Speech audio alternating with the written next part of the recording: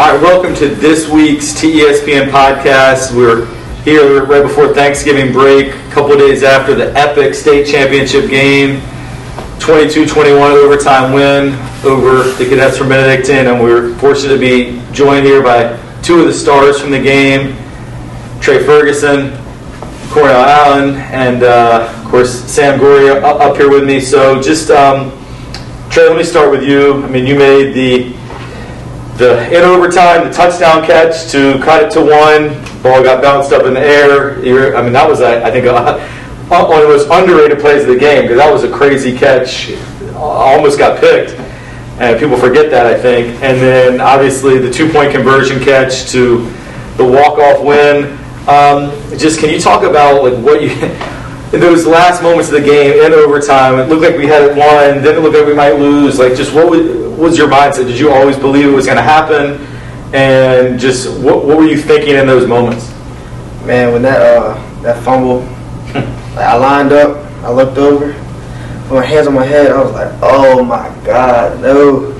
But then we were like, all right, it's gonna be a dogfight. This what this game was gonna be anyway. So we just got out there and we had to get it done. And when that on the 2-point conversion, can you just talk about in your position out there, out wide on the right, and when to me the most dramatic moment ever, when taking through that tee, and it was all right, we ain't kicking, we know. Yeah. Did you know the ball was coming to you? And was it just instinct? I'm gonna run my route. No, obviously I'm gonna catch it because I catch everything. And then when that ball hit your hands, officials' arms go up. Just leading into the play, what were you thinking? And then once you secured the win, what were you thinking? So, the week before we were running that swing gate, Coach Miggins was like, we're going to steal points. And then, so that last play, everybody knew we were going for two. I knew that was game right there. So I put up a play, and Jack was like, nah, just do the regular one. So I was like, all right, cool. So he played inside a little bit. I had to force him inside, and then when I cut back out, he was lost. And that ball hits your hands, and then, do you even remember what you were thinking, or it was just pure joy? Man, it was crazy. I was just telling him to go home, to be honest. That's all I could think of in that moment. I wasn't even thinking about the state title, just winning, man. One of the things that I actually talked about in the broadcast is, yes, it was for the state championship, which is a huge deal, especially from where we had come from a few weeks earlier, honestly getting blown out at St. Chris.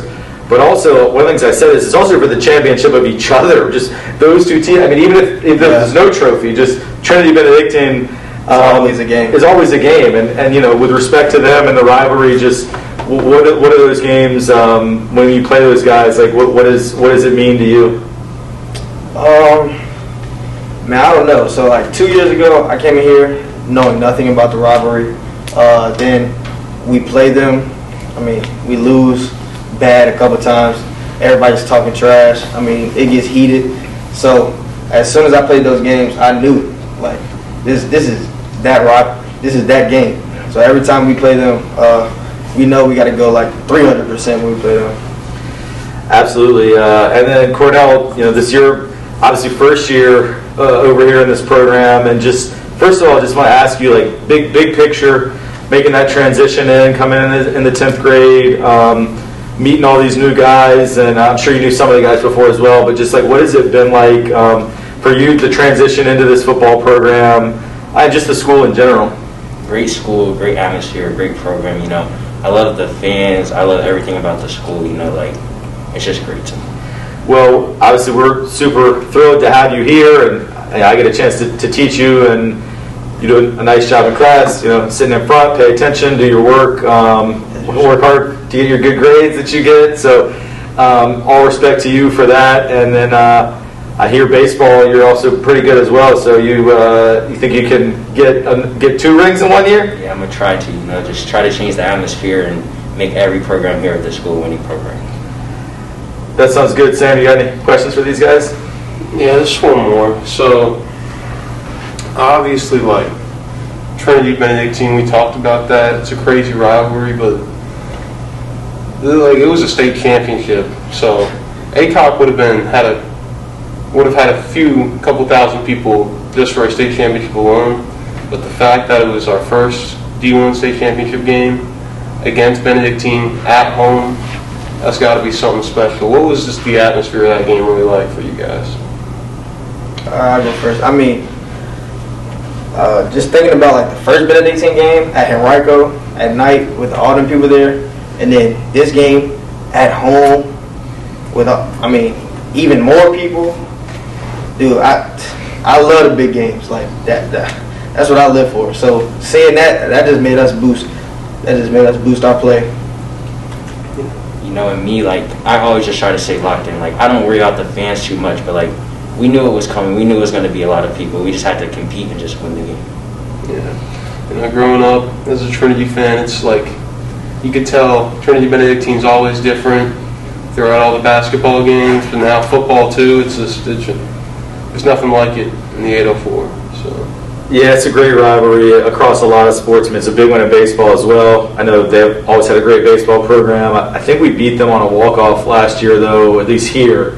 We split. And then I think they got us at their place. But and basketball, I mean, going back to the 80s, I mentioned this on the broadcast, but like when I was, before any of y'all were born, I was going to Trinity Benedictine basketball games as like a third, fourth, fifth grader. And that's a big reason. Those were the two schools I looked at for high school, just because the atmosphere of those games was that, like you said, like I me as a kid, I lived to play in those kind of events, and those two programs and the traditions were what was appealing to me. So, and then I've had a chance as well to coach in a lot of those games, and it's always some extra juice for sure. But tip of the cap to them. I mean, they bring it. Their fans bring the energy, and as I said, it's a rivalry where it's heated, but I also have respect for those guys, and can't wait to keep it rolling. And I know they're going to be motivated, and who knows, next year we may see each other again. So on the football field. So there's some other great programs out there too. But with the guys we have coming back, I know y'all are looking to already think about repeating in 2022.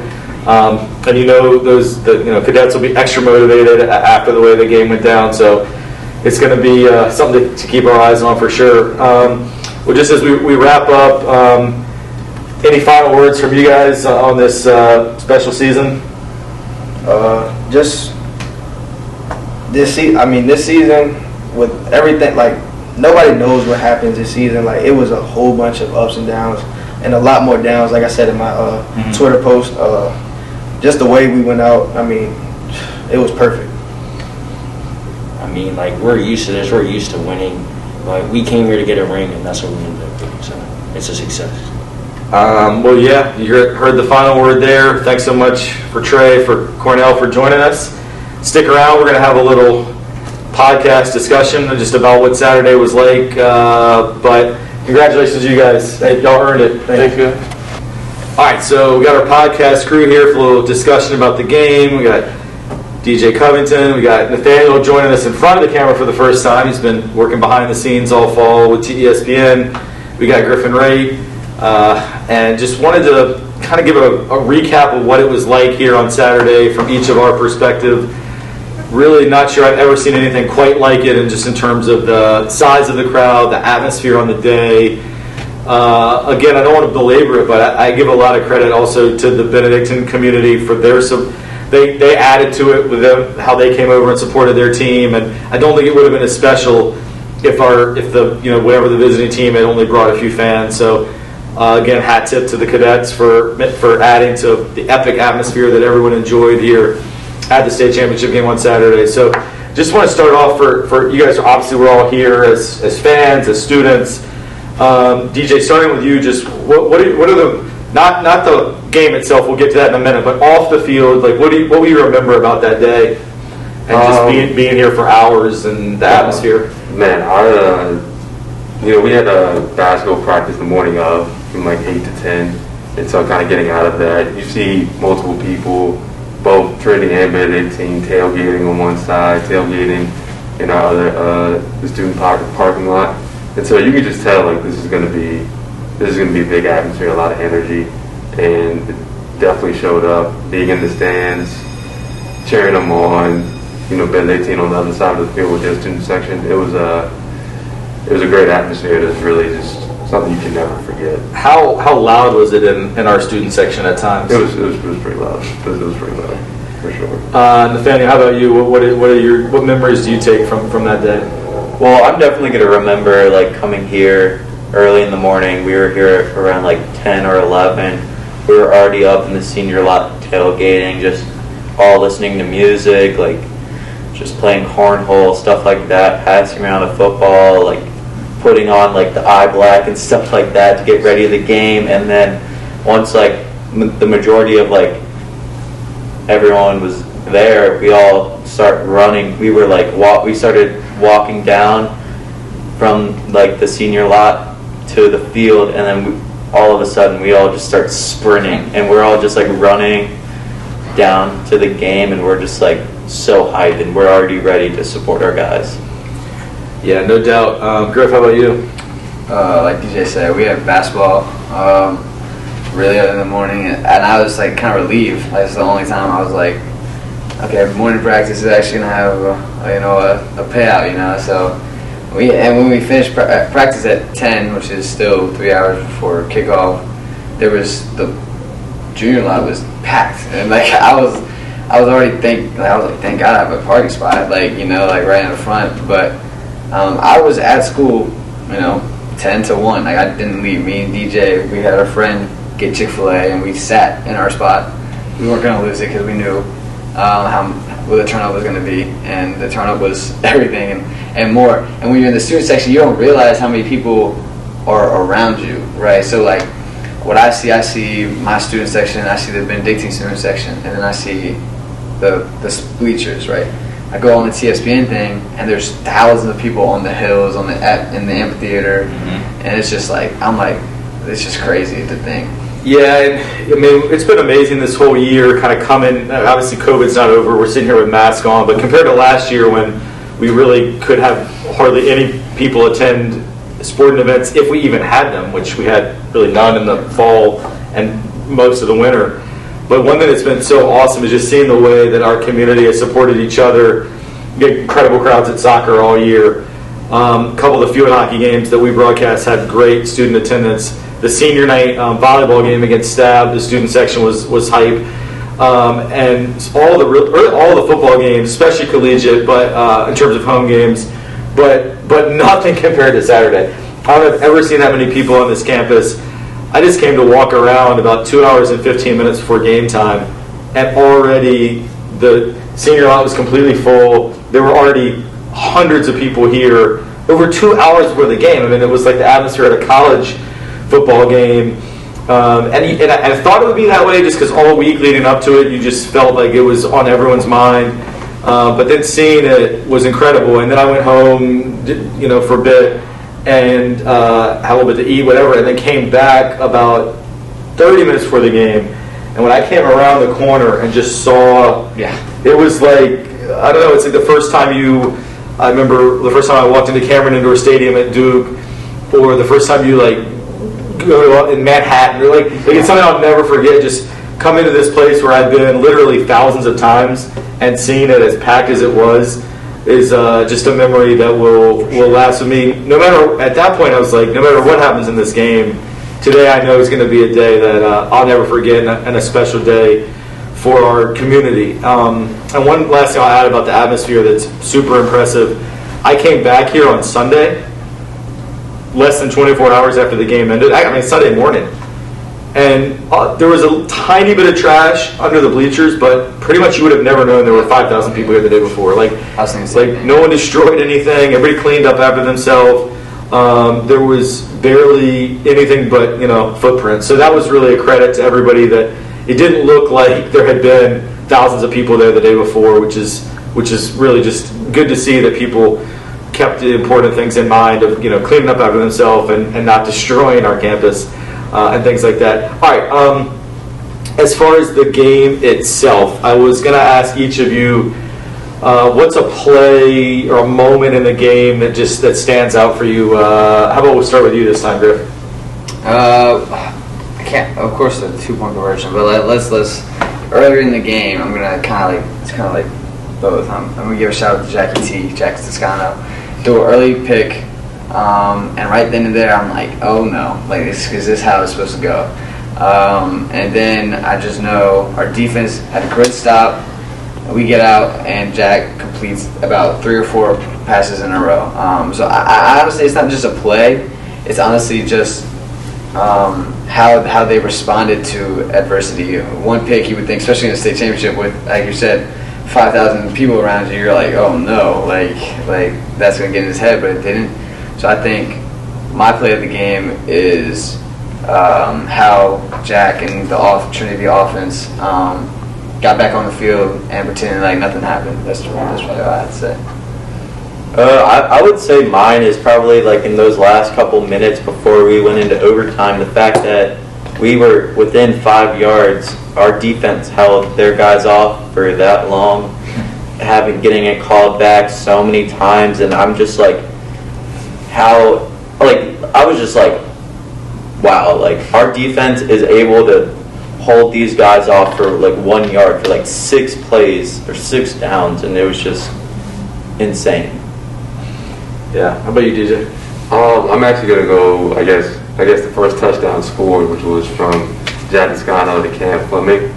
I really remember because it was on our side of the field, and so I was kind of like watching the play before, and I was like looking at Cam. I was like, I think he's gonna get this ball, and he was wide open. He just sat right to him, and then they came running in. Trai had his helmet off, just screaming and stuff like that. It was. He get a penalty. He did get a penalty for that, but no, that was a really exciting moment. So. Yeah, shout out to Cam and Jack for that one. Yeah, it's funny. That's actually the play I was going to say too, because Cam had intercepted the ball in their previous possession. Right. So it really, to me, was like a nice symmetry. Like he got an interception to get us the ball back, and they had been driving a bit and had a few first downs, and then on the very next possession, he gets that touchdown. But since you used that one, I do think, I mean, it's almost lost in the memory of everything that happened after, but on the 4th down with, I think it was 49 seconds left, when we got the stop at basically the half-yard line, and it looked at that point like that was going to be it. I just remember that, the joy of that, and I almost said on the broadcast, like, it's over, we won, but then I'm like, well, you never know, and I'm glad I didn't say anything because I would have looked stupid, because then we turned the ball right back over. But You're going to Vegas. Yeah, right. But and then also just this sounds weird, but like I had this premonition all week we were going to win by 1 point. So I felt like every extra point I was extra nervous because I knew it was going to be a game where like every point mattered. So when Jack made his extra points, I know it sounds like a small thing that you take for granted, but I was like super relieved when he made his extra points. And honestly, when they cut it to 14-13, I was kind of relieved that they didn't go for 2 at the end of regulation. Just because our defense has been on the field for so long, I was worried if they just tried to win it right there. But they, that's not how it went, and so all's well that ends well. All right, just so many guys stepped up. A player of the game, Nathaniel. We'll always start with you. I would honestly say just defense side, like obviously our line, like Sam Singleton Chris came back in. He wasn't in for a lot, but like he still was there, and just like he put everything out there. And then probably like Elijah, Mario, all of those guys, they stepped up. Cornell, they all were on. They had these guys on lock. Like I don't know. Like they were dialed in for this game. I'm gonna go Cam Fleming, like I brought up earlier, had an interception that kind of changed the momentum of the game when it was kind of 0-0, and also had the touchdown score as well. But I know, kind of talking to him last week, I don't know how much he wanted this, and so I'm happy for him. So shout out to Cam Fleming. Yeah, and someone was telling me, one of the coaches was telling me he was still only maybe like 70% with his ankle injury. And to have that impact and not even be fully healthy is pretty incredible. I have 2. Of course, what I said earlier, Jack Toscano. My guy's been working crazy hard over the past 3 years, and honestly, I've been waiting for this moment for him, because if anybody in the state earns a state ring, this is that guy. So I gotta give a big shout out. I know how nervous he was to go into the game and on his birthday, right? So it's like I could not imagine him losing that game, and he stepped up, especially like I said after the first interception. He stepped up, and I think just controlled that game from then on. But I'm also gonna give a shout out to AK Key. I mean, he was probably one of the more consistent. Of course, you have our wide receivers are crazy, but he was probably one of the more consistent wide receivers. I rarely saw him drop the ball last game. So. Yeah, AK had an awesome game. I was actually just thinking about, when we were talking about play of the game, another play I'll never forget was when we punted on third down because, 2 years ago when Jack kind of freaked out and punted on third down because he thought it was fourth down. And I mean, we have made so much fun of him, like every day in class. I would make fun of him, like, can you count to 4 or whatever. And then we actually did intentionally punt on third down because it was 3rd and 25 and we were in our own end zone. So let's just get it out, which was, I thought, a really brilliant call by Coach Mickens. But that just cracked me up that we punted on third down, like all coming full circle. Yeah. It's like the ultimate troll. So I thought that was hilarious. For player of the game, I want to give, there's so many people, like you said. Jack was incredible, AK was incredible, Trai, game-winning touchdown and 2-point conversion.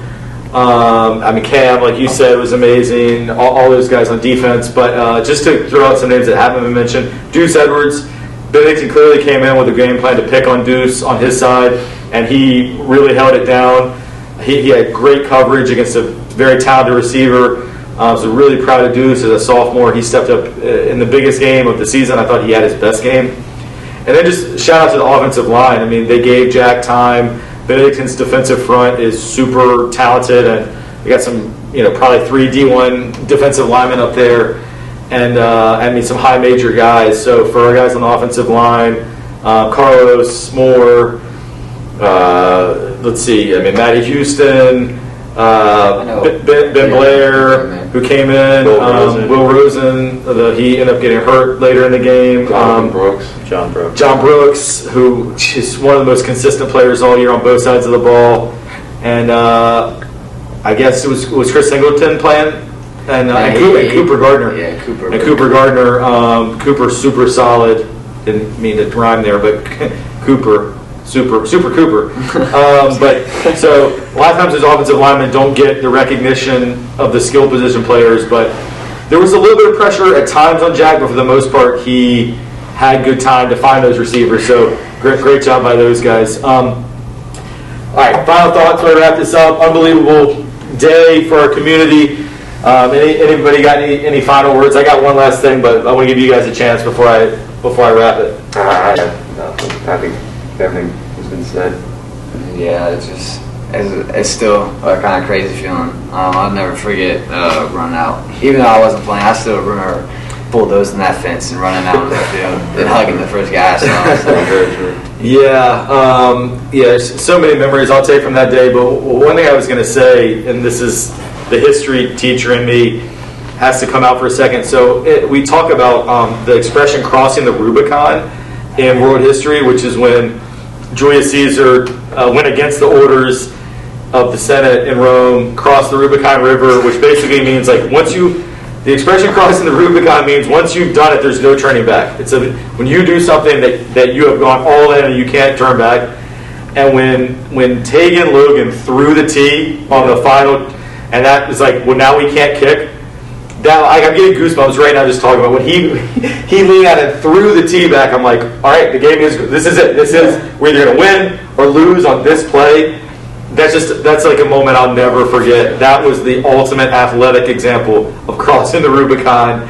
And what happened next will go down in Trinity history as one of the great moments in our athletic history. So thanks for joining us. Next week we'll be hopefully back to wrap up all the fall sports and give some maybe athletes of the season and rookie of the season and give a shout out to each sport. But today it was all about that football state championship. Once again, 22-21 Titans.